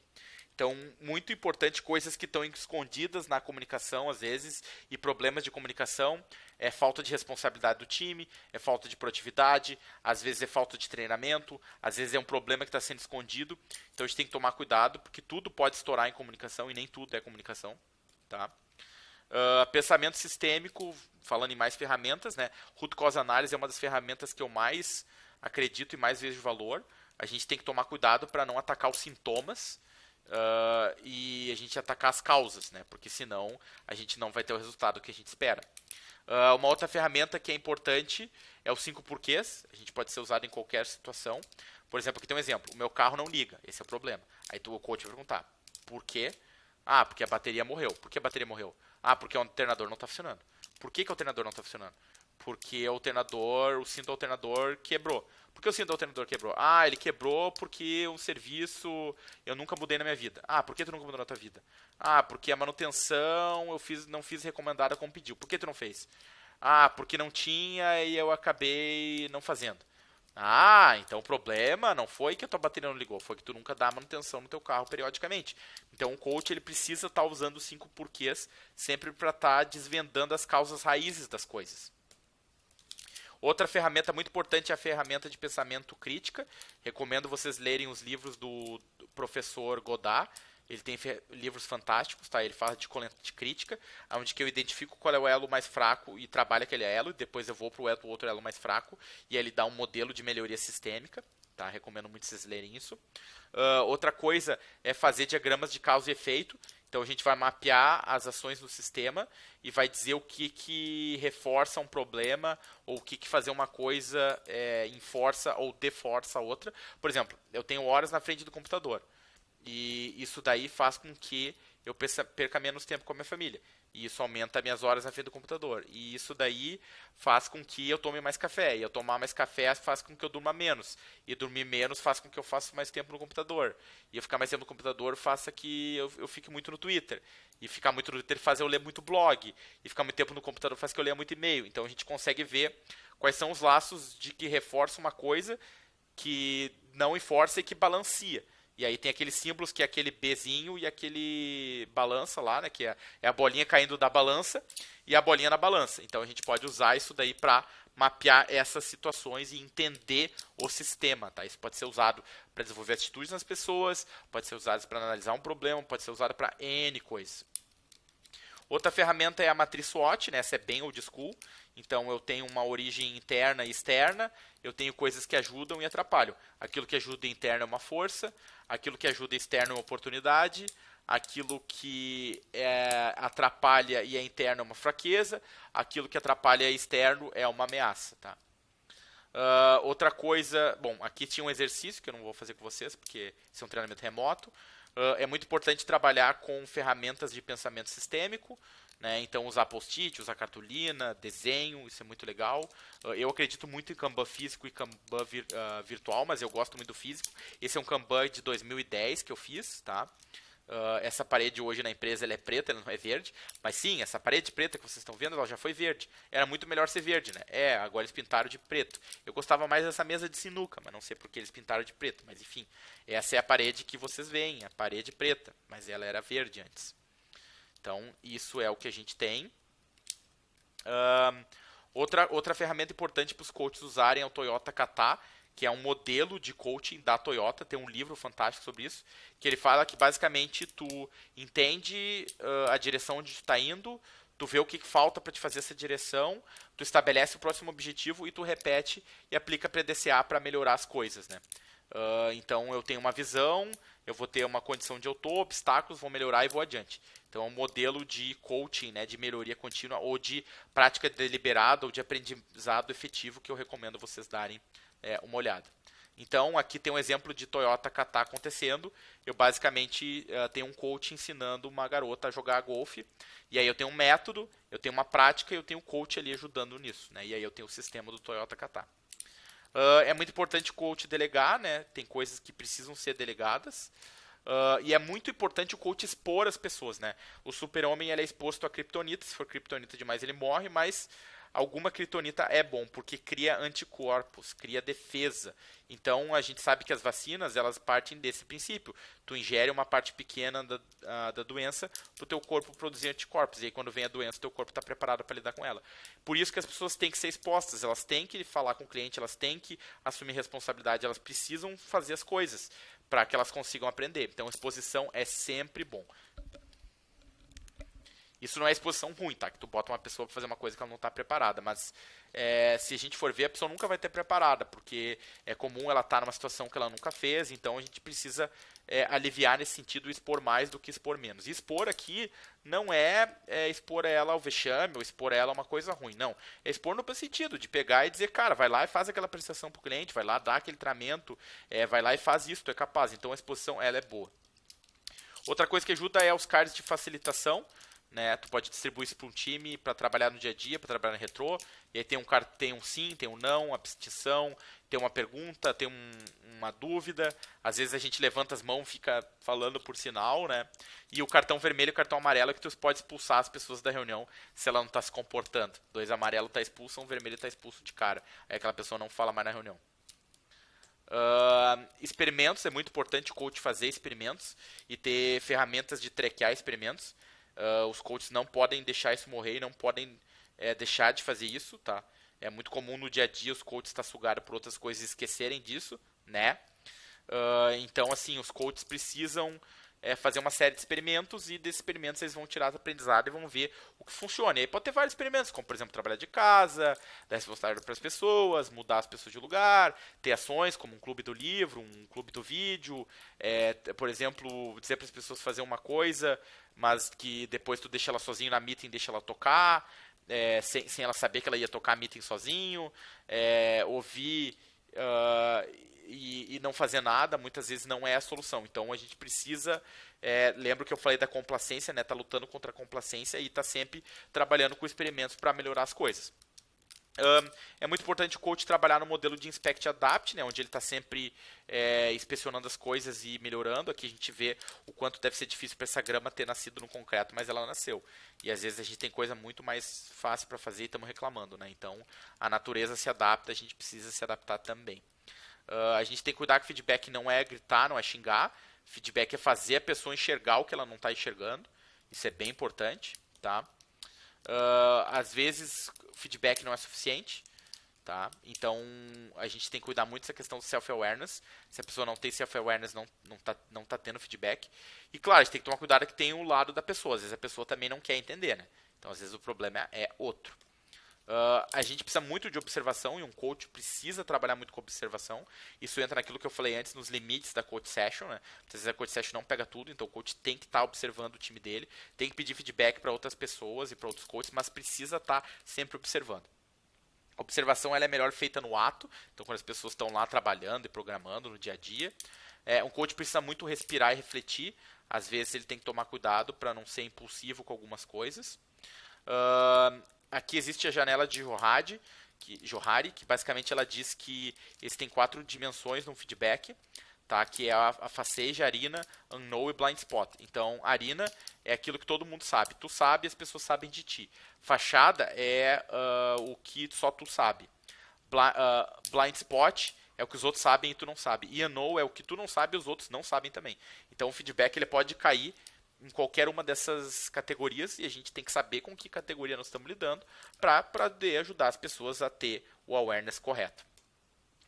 Bom, Grow, como eu falei para vocês, é uma ferramenta de coach que a gente usa há muitos anos. Basicamente, aqui a gente vai trabalhar com o G de goal, né, de objetivo, onde eu quero chegar no baú de ouro. R, né, qual é a realidade, onde eu estou hoje, que opções que eu tenho. Way forward, para onde que eu vou. Né? E options é as opções que eu tenho. E aí eu trabalho isso de maneira cíclica nas coach sessions. Falando agora, antes eu disse que tinha 2 tipos de coach. Tinha coaching de puro e coaching agile. Qual é que é o agile coach? Vamos entrar nisso daí. Basicamente trabalha muito na questão de facilitação. Facilitar meetings, facilitar retrospectiva, facilitar o entendimento do time. Trabalha muito em ajudar o time a ter o agreement. Trabalhar muito em lições aprendidas, isso é muito importante, seja por e-mail, por apresentação, por chat, mas o coach tem que ajudar o time a ter lições aprendidas. O coach trabalha em espalhar o sucesso e replicar coisas boas que estão funcionando, seja através de eventos, de dashboards, de e-mails, isso é bem importante. O coach tem que fazer as pessoas se engajar nas coisas, né? Isso é bem importante, entender o que motiva elas e criar o propósito de engajar elas numa missão.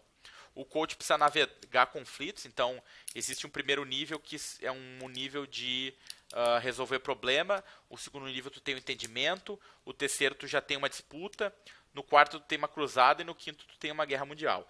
Então tu não deve deixar escalar para esses níveis mais altos. Então no primeiro nível de resolução de problema, tá, a gente precisa entender que às vezes compartilhar informação e colaboração, a linguagem open, aberta, né, e honesta, às vezes resolve. No desentendimento, eu tenho proteção pessoal e a linguagem ela é interpretativa. Na competição, quem ganha é melhor e a linguagem tem ataques, entendeu? As pessoas estão se atacando. No modelo de cruzada, cada um se protege e a linguagem é sobre ideologia. E no modelo de guerra mundial, um quer destruir o outro e não tem conversa. Então a gente tem que deixar as coisas o mais a nível de problem solve possível e o coach tem que cuidar para essas coisas não escalar e ficar de olho nesses conflitos. Existem os modelos de falha, né? Que é, por exemplo, o Butterfly, o Hub, o Admin, o Opinionator, o Seagull e o Spy. O Butterfly é aquela pessoa que vai ali, funciona em qualquer time, faz qualquer coisinha ali meia boca, fala umas pérola de filosofia, não faz nada e sai andando e ninguém resolve nada. Famoso mestre dos magos. O The Hub é aquele que é o centralizador de tudo, é o universo, tudo passa pela pessoa, mas na verdade não tá coordenando, não tá delegando nada e tá ferrando com tudo. O opinionator é que tem opinião em tudo, tudo precisa passar pelo cara, mas não gera discussão no time, não deixa eles se desenvolver. O Seagull é aquele que basicamente bate as asas e só caga na cabeça das pessoas. E o espião é aquele que não entende nada, vê umas coisas ali só e vai embora. Então o coach tem que cuidar para não cair em nenhum desses modos de operação e não deixar o time operar nesses modos também, que são modos de falha. Outro modo de falha é o nag, né? Que lembra o time das coisas que estão erradas, mas só lembra, né? Na verdade, mas não faz nada. Isso não adianta. E o expert, né? Aquele que só se envolve nos detalhes, né? E se perde no meio da floresta. Então também são modelos que a gente precisa fugir. Modelos de sucesso, eu tenho o heckler, o ouvido, a criança e o mágico. Então o heckler, basicamente, eu deixo tudo leve, divertido, eu tenho um pouco de balanço entre trabalho e eu tento tirar a complacência das pessoas. O ear é aquele que eu estou ouvindo as pessoas, mas eu dou trabalho para responsabilidade e responsabilidade. O child, eu pergunto por quê, e através dessa pergunta por quê eu trigo a curiosidade e eu melhoro as coisas. E o magician pergunta as perguntas certas e voa lá, aparece a mágica, tá? Então eu gosto muito do modelo de magician. Tem outros modelos, como por exemplo o Wise Fool, que é perguntas idiotas, né, para fazer as pessoas refletirem. O Creeping Wine, que é a vinheira, né, que faz pequenos movimentos imperceptíveis para o time, mas que está sempre melhorando o todo, né, parte a parte. Eu gosto muito desse também. O Dreamer é aquele que, né, sonha e pensa num mundo melhor e tal. E o Megafone é aquele que faz com que todo mundo é ouvido e que as vozes, opiniões diferentes tenham ouvidas. Como eu já tinha falado em outros treinamentos, é muito importante a gente trabalhar com Big Visible Charts, né? Aqui tem exemplo de chart de burn down, chart de atitude do time. É muito importante o coach trabalhar retrospectivas e fazer retrospectivas. Aqui o famoso, né, Penny, positivo interno, positivo externo, negativo externo, né, que é aquela prática clássica. É muito importante olhar para dados reais para evitar julgamento, então olhar gráficos de CFD. Aqui tem alguns gráficos de CFD dos meus times. Aqui tem um pouco de gráficos de teste de integração, que a gente está vendo semana a semana está aumentando ou não. Ali tem alguns gráficos de Fishbone de Ishikawa para melhorar retrospectivas em inglês no time. Ali tem um e-mail dando feedbacks para o time melhorar. Aqui tem um gráfico que a gente usa com o Penny para avaliar melhor e separar melhor as coisas. Eu gosto de usar aquele formato de Fun Retrospectives também, né, com barquinho, com asteroides. Quando eu tenho muitos issues eu posso votar. Eu não gosto muito desse lance de votação, eu prefiro trabalhar tudo, tá? Mas eu já fiz isso no passado, não é uma coisa que eu acho que é muito ideal, tá? Mas aqui tem exemplos de votação na parede. E tem esse livro, né, que é a Bíblia das Retrospectivas, que é o Agile Retrospectives, que fala muito nas práticas, né, e de como fazer. Recomendo muito vocês lerem. É muito importante também trabalhar os valores no time, né, trabalhar as atitudes do time e mapear isso, né, em gráficos de radar que podem ser rodados durante a retrospectiva. Então aqui tem, por exemplo, comunicação, simplicidade, feedback, respeito e coragem, que é os valores do XP. Então aqui está sendo mapeado isso, pode ter outros valores, outras coisas que o time precisa. Aqui tem um exemplo disso, olha só. Aqui eu tenho qualidade, foco, transparência e responsabilidade. E aí o time, né, mapeia isso. É muito importante também a análise de campo de força, onde que eu tenho uma situação, um problema, e aí eu tenho forças que fazem eu melhorar e forças que fazem eu piorar. Então isso aqui é outra prática legal de pensamento a se fazer na retrô. Aqui eu tenho alguns exemplos de estudos de código, eficiência operacional, né? Então quais são as coisas que fazem com que a gente melhore ou piore, isso aqui de alguns projetos do passado. O Ishikawa, que é o espinha de peixe, também é uma forma de a gente mapear essas coisas, que pode ser utilizado. Aqui tem os Ishikawa de inglês e de responsabilidades do time. Aqui tem outros Ishikawas de exemplo. Aqui é o HOT, que eu gosto de fazer muito, que é a Retrospective of the Retrospective, né? Ou também conhecido como Return of Time Invested, que é o HOT. Eu uso o HOTR, que é Retrospective of the Retrospective, mas pode ser o HOTI, que é o Return of Time Invested, né? Que daí tu vê o quanto o time está ajudando, o quanto a retrô valeu a pena. Né? E eu não olho para uma dimensão só, eu olho normalmente para várias, como problem solving, moving team forward e self-awareness. Normalmente eu olho essas três, mas pode ser outras também. É importante o time trabalhar com objetivos de, SMART, né? Então, específicos, mensuráveis, atingíveis, relevantes, time boxes. Isso não só para as tarefas do dia a dia, para as histórias, mas para a code session também.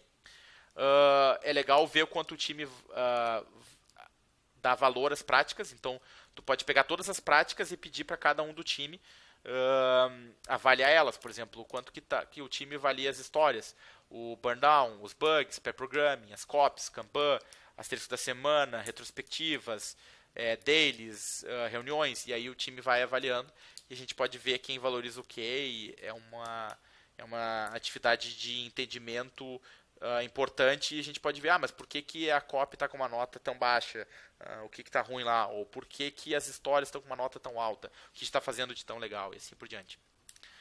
É importante ter uma timeline de retrospectiva, né, pode ser virtual, mas é legal também ter na parede para gerar engajamento do time.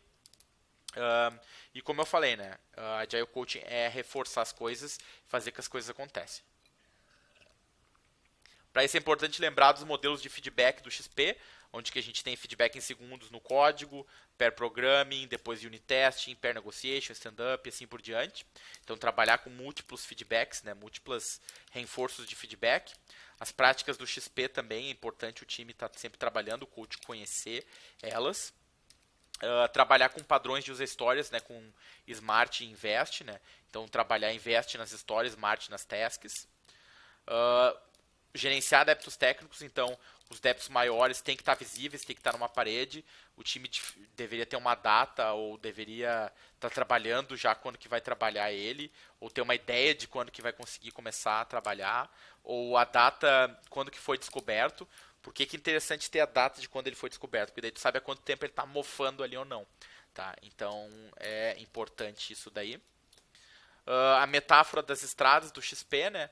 Onde que eu preciso trabalhar a qualidade como dimensional e talvez estar iniciando mais numa estrada de barro, onde eu gasto menos tempo, onde eu tenho menos complexidade e talvez não necessariamente menos valor agregado, com certeza menos escalabilidade, mas menos risco, e à medida dos pouquinhos eu vou evoluindo para uma estrada de barro, para uma estrada de paralelepípedo, para uma freeway, né? Trabalhar a qualidade dimensional. Isso não é só em história, isso é também em tudo, tá? Bom, outra coisa importante é integração contínua. Isso está meio defasado para os dias de hoje. Hoje se trabalha mais com GitOps, tá? Então isso é bem mais antigo, mas vou pular. É muito importante a gente encorajar os times a terem conversas entre as pessoas, né, e com seus coaches. É muito importante alguns padrões de codificações virarem políticas, né, do Kanban, que o policies. É muito importante encorajar refactoring. Para isso é importante ter testes e a gente ter vários níveis de proteção de teste, né? E ter gráficos, né? Eu gosto muito de botar na parede gráficos com teste de integração para a gente ver o quanto a gente está evoluindo durante a semana, se eles estão falhando, se eles estão tendo sucesso, se a gente está adicionando mais testes. Então isso pode ser por serviço, inclusive, tá? Serviço SOA, serviço de microservice. Aqui tem um exemplo de um projeto SOA que eu fiz, né? Que cada serviço tem ali o que está sendo adicionado de teste toda semana, teste de integração. A arquitetura é muito importante, então tem que ser trabalhada. É muito importante pair programming também para o desenvolvimento das pessoas. É importante para cuidar para não dois programadores júnior parear. Tem estudos que mostram que usar pair programming baixa um pouco a produtividade, porém diminui os bugs, então se paga muito. A gente precisa lembrar que pair programming é sincronização de cérebros e eu não posso botar dois júnior a fazer pair programming. E o pair programming tem papéis, né? Eu tenho o navegador e eu tenho o motorista. Então o motorista está cuidando de digitar, de sintaxe, formatar linha a linha, e o navegador está olhando para design, para outras coisas, né, refactors e tal. O time pode definir as suas regras, né? Aqui tem alguns exemplos no passado que eu fiz com times que o próprio time definia multas, e se aquilo não acontecia o time cobrava multas. Aí depois essa grana era usada para nós beber cerveja ou comprar alguma parada para o time, tá? Isso pode ser feito ou não. Aqui tem alguns exemplos que comentou sem comentário, ou quebrou o build, ou tomou um cartão amarelo numa reunião. Então, isso são práticas que eu já usei, né? Pode ser usada ou não. Aí a gente brincava quem era o top sponsor, aí tinha uma lista de contribuição com a foto de cada um, né? Brincadeira nossa. Outra coisa que a gente tinha working agreements, né, coisas que o time tinha que ter. E o primeiro agreement era que precisava entender e não se defender, e que precisava agir em vez de reclamar, e que precisava fazer agora e não depois. Esse é um working agreement de um time que eu trabalhei. Tá? E os times precisam ter working agreements. Fique à vontade de copiar esse aqui, tá? Eu acho que apesar de ter 10 anos, esse aqui está valendo muito ainda. Aqui tem uns exemplos de regras, né, que o time criou e como é que faz para manter elas. Aqui é mais em sentido de SOA e em quebra de contrato. Eu sempre gostei no XP que tem aquele papel do tracker rotativo. Então, por exemplo, aqui tem quando que tem que ser a próxima demo, quando a próxima retro, quando que é a próxima planning, que dia que tem que ser, que horas que vai ser, quem que vai ter que marcar. Então é legal isso estar na parede, porque cria engajamento. É legal ter visível escolher as férias de todo mundo. Normalmente eu boto uma planilha, mas pode estar na parede também, para todo mundo saber quando que a galera vai tirar férias. Eu gosto muito de botar responsáveis também. Isso é outra coisa que tu pode botar na parede também. Por exemplo, quem é responsável por atualizar o Kanban. Eu acho que todo mundo tem que ser, mas tem que ter um responsável pelo Kanban. Para ver se ninguém está atualizando, para ver se as políticas estão lá, para ver se as kill policies estão funcionando. Isso é diferente de responsável por atualizar o Kanban. Todos são responsáveis por atualizar o Kanban, mas um dos coaches ou todos os coaches deveriam estar responsáveis pelo Kanban. E aí tu pode ter outros responsáveis do time, por exemplo, responsável por práticas de inglês do gráfico, responsável por buscar reuniões, responsável por fazer teste, atualizar o gráfico de teste, responsável por cuidar o tracking de deploy. E aí, como tu usa post-it, tu pode pegar e trocar esses responsáveis, né? E tá sempre rotando. Seguindo adiante aqui, é importante, né, tu seguir o teu instinto, né? Como eu já tinha falado. Esse aqui é uma prática do asterisco da semana, que era uma prática que o time publicava um artigo na parede de uma coisa que ele leu e escreveu, e aí compartilhava um conhecimento com o time. Essa era a minha prática do asterisco da semana. Tinha a prática também que eu já fiz no passado de clubs, né? Então tinha book clubs e move clubs. Então, por exemplo, para estudar inglês, eu pegava um filme de mistério, tipo Inception, tipo esses filmes de alienígena aí, e a galera tinha que discutir o filme, então isso era legal, botava todo mundo para ver o filme no almoço e discutir ele em inglês, ou para ver uma palestra de design e depois discutir entre si, tá? Do Hit Rick, por exemplo. Às vezes fazer apresentação de férias, o que a galera fez e tal, o que aprendeu. Entender que a Agile não é uma religião, então tem mudanças, tem coisas que a gente pode fazer diferente. Entender que a gente tem que ser heróis nessa jornada, né? E a gente tem que pegar e gerar engajamento forte nas pessoas nessa jornada. Tem um livro fantástico que eu recomendo vocês lerem que se chama Switch. Eu li ele bastante tempo atrás. Que fala basicamente que tu tem que mudar às vezes uma prática, ensinar uma coisa e ter resultados extremamente vantajosos. Ali no livro ele fala um exemplo de umas tribos na África que tinha vários problemas de doença. E o que eles fizeram foi dar um curso de culinária para as pessoas, ensinar as mulheres a pegar e ferver a comida e ter hábitos de higiene de como preparar a comida. E isso resolveu várias doenças. Então, às vezes, a coisa não é tão difícil, né? A gente precisa saber só aonde agir. E esse livro dá vários exemplos disso. Promover a cultura, que tem um exemplo de um treinamento de teste que eu fiz na minha casa, e aí a dupla que mais fez teste ganhou 2 cervejas importadas de mim. Aqui tem exemplos de dojo que eu sempre fiz com muita frequência, né, e assuntos que eu botava a galera a estudar e discutir e tal. Esse aqui foi o primeiro, lá em 2010, né. Tinha código sempre também. Aqui tem outros exemplos de dojo, né, dojo de Hub, de Scala, de Python, de Groovy, de Clojure, de tudo que é tipo, né, e aí sempre tinha um menuzinho do que cada um ia apresentar e uma digamos assim, linguagem diferente que ia ser usada para programar. Então essa prática de dojo é muito válida. E comida, né? É legal ter comida, é legal ter um churrasco. Aqui tem foto de uns churrascos meus do dojo. É muito importante ter pair programming, né? Que a galera programa junto, aprende a fazer testes, aprende a melhorar o seu design, aprende a ser mais objetivo e fazer apresentações melhores. Aqui tem uma foto de um time numa casa que eu morava, trabalhando comigo e olhando todo mundo programar num dojo. Aqui tem uma retrospectiva no final do dojo, né? Eu faço retrospectiva tudo para reunião, para treinamento. Então a gente levantou as coisas do que rolou naquela retro de bong, do que tinha que melhorar. E claro, não dá pra esquecer a diversão, né? Que a galera jogando um Rock Band no meu Wii. Meu Nintendo Wii. Velho Nintendo Wii. Outra coisa que a gente tem que entender é que às vezes a gente tem pessoas que são arquitetos e são desenvolvedores, tá? Mas elas estão fazendo coisas um pouquinho diferente. Então o coach tem que cuidar isso, a forma de desenvolver elas é um pouquinho diferente. A gente tem que cuidar que às vezes não é fácil ter o chapéu de ser coach e fazer uma outra coisa. E a gente tem que entender que os arquitetos também podem ser coach, né? E eles podem ajudar muito, né? Porque eles entendem muito bem a parte técnica, né? E isso ajuda muito. E a gente entender que na parte de ágil tem a questão das constraints que a gente vai botar para o time trabalhar, ou seja, usar Kanban, usar skill policies, treinar ele. E a arquitetura de software vai entrar com outras questões, né? Então a gente precisa saber as diferenças do que a gente faz como coach, ou como desenvolvedor, ou como coach, ou como arquiteto. Então, saber muito o papel de cada um. Né? O arquiteto ele é responsável pela excelência técnica, é responsável por ajudar o time, e o coach é responsável pelas entregas, é responsável por desenvolver o time. Então, a gente tem que entender o que é responsa de cada um. Né? O arquiteto talvez vai ser dono do code review, vai ser dono do design review, vai ajudar no discovery e no revisão de história. Talvez o coach vai ser dono mais de puxar reuniões, retrôs, ajudar o time a fazer uma coisa ou não fazer. Então a gente tem que separar bem o que é a prática de cada um. Tá? Depois, para fechar, lembrar que o Karate Kid, né, no filme, ele achava que ele não estava aprendendo Kung Fu e que ele estava perdendo o tempo dele, que era inútil. Né? E na verdade, no filme, ele sempre falava que não tinha professores ruins, não tinha alunos ruins, só professores ruins. Tá? Isso é verdade em partes, mas na maioria das vezes é verdade. Aí tinha um videozinho do filme que eu vou pular aqui, mas no último filme ele sempre ficava mandando tirar e botar o casaco e o guri não via sentido.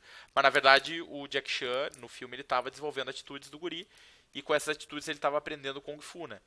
Então a gente precisa entender que no final das contas o que a gente está aprendendo é que a gente está mudando mindsets, mudando paradigmas, e isso é feito através do trabalho de coaching, do trabalho de dia a dia. E muitas vezes as ações, o comportamento é o que a gente vê, mas o que tem lá embaixo, por trás daquilo, são os mindsets, as coisas que as pessoas acreditam, né? Os medos dela, a autoestima, as crenças, os valores, as experiências do passado. Então sabe o coach saber navegar nisso e saber tirar o melhor disso, né? Outra coisa que ele dizia no filme é que o Kung Fu estava em tudo. Então, o que eu quero metáfora com coaching é dizer que coaching está em tudo. Né, e que precisa tirar o medo das pessoas de fazer as coisas. Isso é muito importante. Aqui tem uns livros que eu recomendo para vocês, tá? Livros fantásticos sobre coaching, sobre liderança. Tá? Recomendo muito que vocês comprem e leiam. Isso aqui é referência de tudo que vocês viram no treinamento, tá? E é isso aí, pessoal. Obrigado. E fechou. Aqui tinha um exercício, mas eu vou pular ele. E é isso aí.